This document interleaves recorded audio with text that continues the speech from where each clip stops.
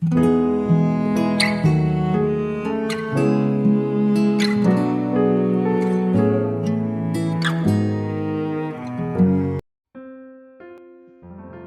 selamat pagi saudara yang dikasihi Tuhan Yesus. Saya menyapa bagi saudara semua yang ada di Indonesia, dari Sabang sampai Merauke, baik yang di kota maupun yang di desa, dan saudara yang ada di Malaysia, di Sabah, di Sarawak, di Kuala Lumpur, di Kamboja, di Singapura. Senang sekali kembali menjumpai saudara pagi hari ini. Saya percaya kita tetap berada di dalam kasih dan penyertaan Tuhan kita, Yesus Kristus. Selamat datang kembali di Pokok Anggur bersama saya Yosia Krisbianto.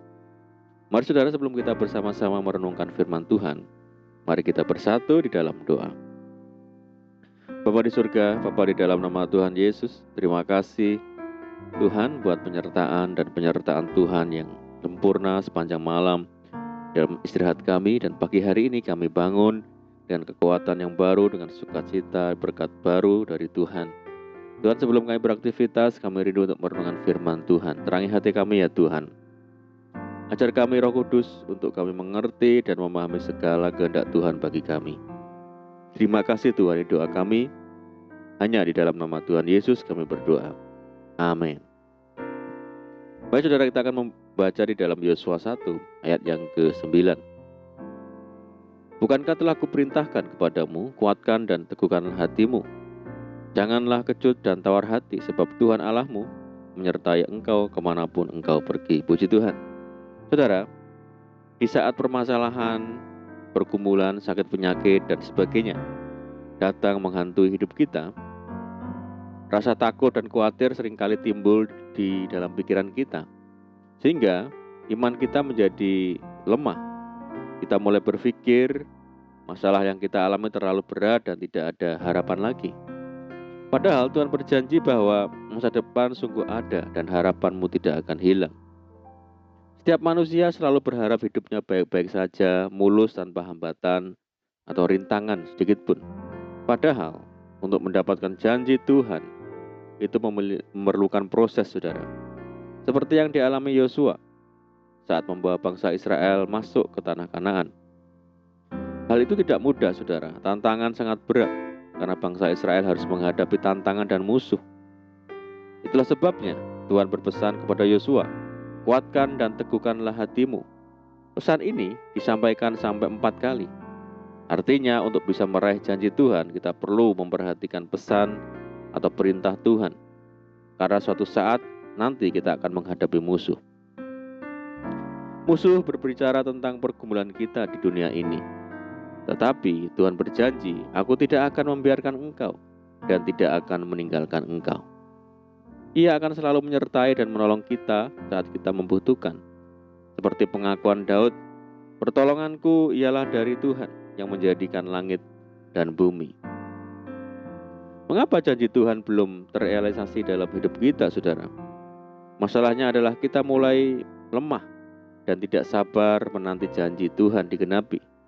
Padahal Tuhan memiliki waktu tersendiri untuk menggenapi janjinya. Tuhan tidak pernah terlambat untuk menolong kita, tetapi kita sendiri yang selalu membuat pertolongan itu tertunda, oleh karena kita mudah untuk bersungut-sungut, bahkan menyalahkan Tuhan. Sama halnya bangsa Israel yang tidak pernah berhenti mengeluh dan bersungut-sungut, padahal mereka senantiasa mengalami pertolongannya yang ajaib. Hal itu belum cukup bagi mereka untuk bisa mengucap syukur, yang ada justru selalu menyalahkan Tuhan.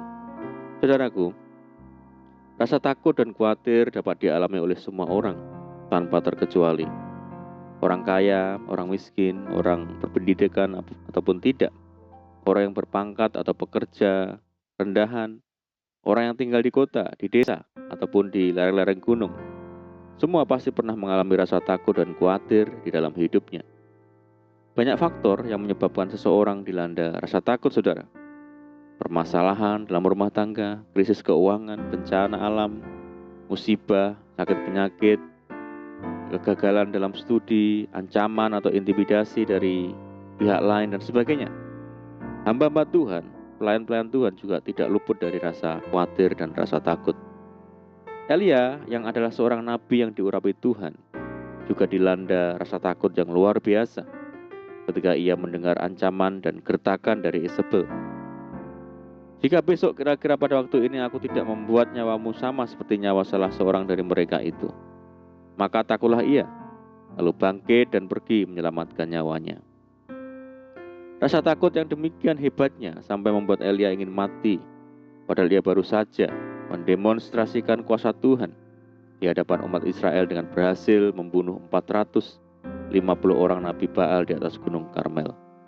Syukurlah pada akhirnya Elia mampu bangkit kembali imannya setelah Tuhan mengutus malaikatnya untuk menghibur dan menguatkan dia, serta memberinya makanan dan sebuah kendi berisi air untuk diminum. Saudara, Ahaz sekalipun raja, ketika mendengar berita bahwa Raja Aram hendak menyerang dan sudah berkemah di wilayah Efraim, hatinya dan hati rakyatnya gemetar ketakutan seperti pohon-pohon hutan bergoyang ditiup angin. Melalui hambanya Yesaya, ia berfirman, teguhkanlah hatimu dan tinggallah tenang. Janganlah takut dan janganlah hatimu kejut. Apa yang saudara takutkan saat ini? Mari saudara, serahkan beban permasalahan saudara kepada Tuhan dan imani setiap kebenaran firman Tuhan, serta kuatkan dan teguhkan hati kita, sebab Tuhan adalah penolong kita yang setia. Amin, puji Tuhan. Mari kita berdoa. Bapa di surga, Bapa di dalam nama Tuhan Yesus, terima kasih buat firman-Mu saat pagi hari ini. Ajar kami ya Tuhan untuk memiliki hati yang kuat dan teguh saat menghadapi tantangan dan pergumulan di hadapan kami. Ajar kami senantiasa hidup dalam ucapan syukur dan mempercayai Tuhan di setiap waktu.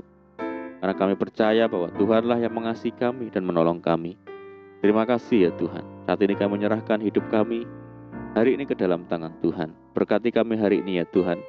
Berkati segala usaha kami, pekerjaan yang kami lakukan lewat tangan-tangan kami, dan jadikan kami hari ini berhasil dan beruntung, dan sertai kami hari ini dengan penyertaan Tuhan yang sempurna. Dan mohon petunjuk Tuhan sehingga kami hidup sejalan dan seturut dengan segala kehendak Tuhan. Limpahi kami dengan sukacita dan damai sejahtera hari ini ya Tuhan, dan jauhkan kami dari segala sakit penyakit, jauhkan kami dari segala macam mara bahaya dan malapetaka. Berdoa bagi kesejahteraan kota kami, desa kami, daerah kami dan bangsa kami ya Tuhan, yang saat ini menghadapi pandemi dan berbagai masalah yang ada. Mari ya Tuhan berkati daerah kami, pulihkan negeri kami, belas kasihan Tuhan bagi negeri kami. Terima kasih ya Tuhan, ini doa kami. Kami percaya Tuhan mendengar seruan doa kami. Hanya di dalam nama Tuhan Yesus kami berdoa. Amin. Puji Tuhan saudaraku, kita sudah berdoa, kita percaya penyertaan Tuhan selalu ada bagi kita hari ini, dan mari kita tetap mengandalkan Tuhan, tetap semangat di dalam Tuhan. Saya ucapkan selamat pagi, selamat beraktivitas. Doa saya menyertai saudara semua. Tuhan Yesus memberkati. Haleluya.